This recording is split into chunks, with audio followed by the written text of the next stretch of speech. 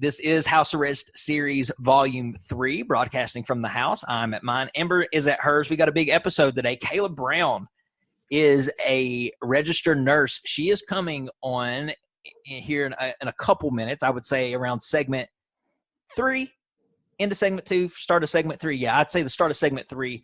Kayla Brown's going to come on, and she's going to talk about what her life has been like since this whole quarantine since this whole coronavirus has broken out, what her life is like as a nurse.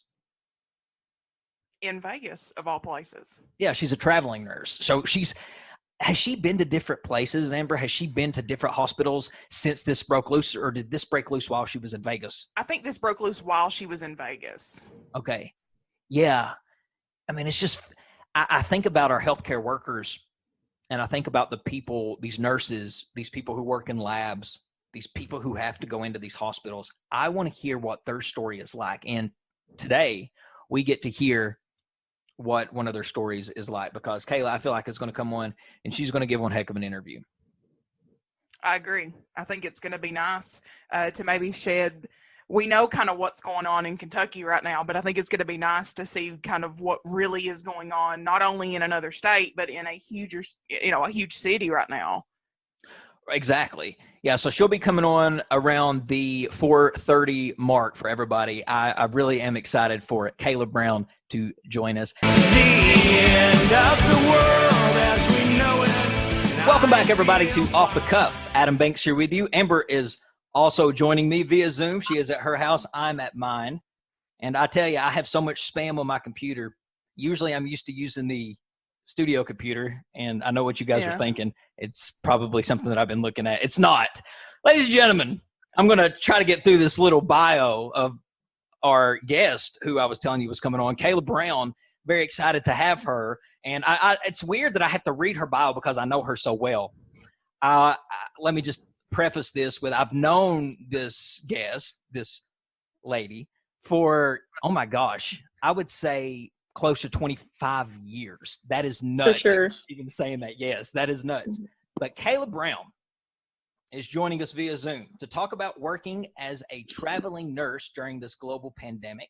Kayla has an associate's degree in nursing at Hazard Community and Technical College, a bachelor's degree in nursing at Eastern Kentucky University, and a master's degree at Chamberlain University, specializing as a family nurse practitioner. I am happy to now be joined by Kayla Brown. How's it going? It's, I'm in Sin City and it's shut down, so not that great. You are in Sin City. You are in Las Vegas, so you are a traveling nurse. Now, I was asking Amber a while ago, I said, did this pandemic become a pandemic while you were in Vegas? Mm-hmm. So I signed my travel contract to come out here back in late November, early December, and then I've been out here since February the 6th. So right when I came out here, the word coronavirus was being tossed around, and then now it's this. So yeah, it's happened since I've been here. So you were probably, that really sucks, because you were probably going out to Vegas being like, oh yeah, I'm going out. It's Las Vegas. I get to go play some slots, bet on some sports. And you're out there in Vegas doing your thing. Probably it is the place of entertainment, and you go out there and this happens. It's not the way you've seen it. It's not the way you've seen this visit going. This is my first trip to Vegas. Like, this is the first time I've ever been. Wait, like your first time you've ever been? Yeah. Oh, no. I did get to experience it for like about a month in its true glory, but now it's shut down. Like, even the casinos, like if you drive down by the strip, they're barricaded and boarded up. Like, nothing is open. It's crazy. And that is so scary, because I've been to Vegas a couple times, and it is the most lively city in the entire country. It is just the city of entertainment. It's so full and fun. And it's probably really scary to see it in times like this. So, Kayla, let me ask you, you are a nurse, you're a registered nurse, and I'm telling you, you are very credible to talk about these things. So tell me some of the things you were seeing in the hospital during this global pandemic. Well, it's definitely different from back home. You are from where I'm from, so you're not seeing it as much as what I'm seeing it. Um, Definitely been exposed. When this first came about, I was, skeptical. I think a lot of healthcare workers were, when I say, everybody's like, well, you need to be careful because, all these diseases affect older people and the immunocompromised and all this stuff. That's true with every disease. Okay. And that was my mindset going into it. Like, it's nothing different than the flu. Trust me when I say that I've changed my mind and it is different. It spreads like wildfire. People are super, super sick, even the young and healthy. I see people that are my age and younger. I'm 30. How old am I? I'm 31. People that are my age and younger that are on ventilators for over a week and are fighting for their lives. So, I mean, it's my mindset has definitely changed from, when I first heard about it until now, because now I'm seeing so much of it. So we have a whole floor dedicated to just coronavirus. You said that you are seeing young people on ventilators. You're seeing that with your own eyes. Yeah. We have a patient the other night. She, without going into detail with HIPAA violation and stuff, but in her 20s, anytime that she would come off oxygen, her oxygen saturation would drop into the 60s. Patient, they were in their 30s, no other health problems really, on dialysis just the other day because their kidneys were shutting down. And it just affects people different. Nobody understands it. So, are these underlying conditions? I mean, did these people, were they healthy when they came to the hospital at first? Are you serious? They are? The one that was on dialysis just the other day, they were in their 30s, and the only comorbidity that they had was they were obese. Well, so you said that you've definitely been exposed. So have you personally treated someone that you knew was COVID-19 positive? Mm-hmm. We have multiple patients. I work in the ICU. We have multiple patients in the ICU that are, true positives. And then we have a whole floor of patients that are either true positives or they're waiting on results to come back to see whether or not they're positive or negative. And pretty much what we're doing, like me and the doctor talked about it the other day, we're basically waiting for those people on the floor to get to the point to where they can't breathe, and then they're sending them to us to intubate. My goodness, just listening to you, you really make me want to just put on my hand sanitizer right now. I mean, I'm telling you, and those that are watching this on Facebook Live, you actually see that's what I did. I mean, that is so knowing that somebody is positive with this virus, that's got to affect your mental. What's that like going in? Oh my gosh. How do you prepare for that? There's no prepared. Like, I basically cry every day. So, I mean, it's crazy. It's probably harder for me than it is other people out here, just because I'm here by myself. I came out here. I made friends, but they're really good friends, but they're not they're not close to me, so, and it sucks too, because we're not equipped with the things that we need. Nobody is. No hospital is. We get an N95 mask that we have to sign out. We have to sign our names to check the N95 out.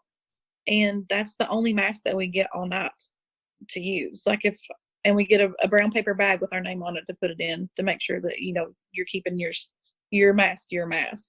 And even when I put it on and go into a patient's room, if I have to go into another COVID positive room, I have to use that same mask. They're not throwing them away. We can't afford to. Well, Kayla, you're touching these patients, and not just you, all of these nurses, all of these medical professionals, you're touching these patients. How does a person not contract the virus when you are literally touching COVID-19 patients? I'm sure that we're all carriers. It's just a matter of whether or not you're going to develop the symptoms, or So I'm just waiting on when I start to get a cough and a fever, and hopefully we've had success stories. Some people do go home with very mild symptoms. I don't get to see that as often, just because I work in the ICU. I don't get to see the ones that are healthy and get to go home after a couple days stay. The ones that I see are the ones that end up being really bad. So when you get home, do you strip down your clothes? Oh yeah. What do you do when you get home?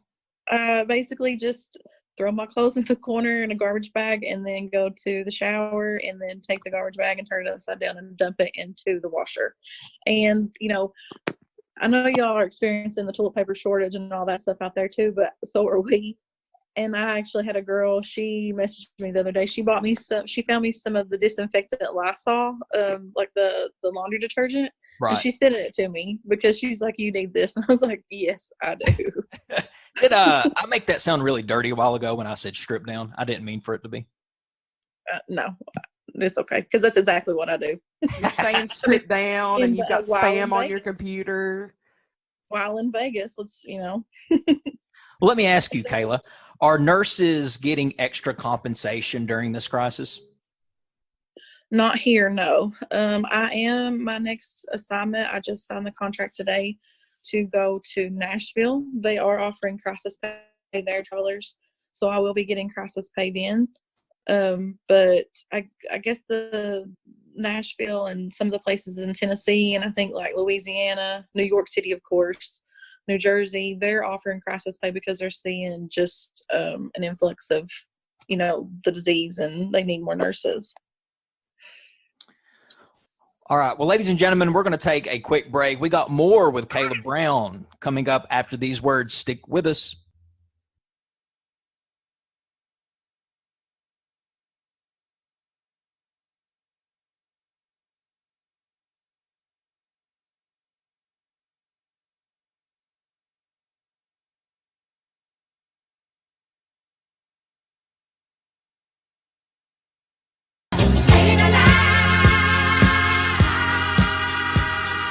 Welcome back, everybody, to Off the Cuff, last segment of the hour. Adam Banks speaking. Amber is also in the studio, along with Kayla Brown, our special guest. She is a traveling nurse, talking about what it's like through a nurse's eyes dealing with this global pandemic.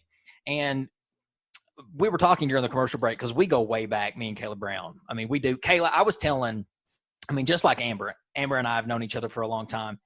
And when I talk about my childhood, when I talk about stories of things that I did, you're all up in my stories. Mm-hmm. You are. You're just all up in them, just the little things. And I was thinking, well, we did go to school together, grade school together, and then we skipped high school. We didn't go to high school together, but we went to college together. We went to prom together. We went to prom together. I was your senior prom day. How could you forget that? That's very true. Well, prom, and I talk about this, I'm very vocal about it. Prom, and it had nothing to do with you. It was just prom was just not really that fun. I look at all these other people that we went to high school, all these other people who went to high school at all these big cities, and they had proms in hotels and like vacation proms. And I'm like, yeah, we had ours in the gym. I graduated with 14 people, so you're preaching to the choir right here. Right. Yeah, so it was, me and Kayla Brown, we go way back. All three of us do. Amber, Kayla Brown.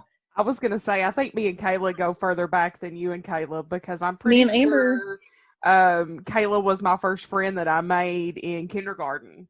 We went to Duff together. Yes. That's so we've been kicking it since, 93, 94. And plus our parents were friends.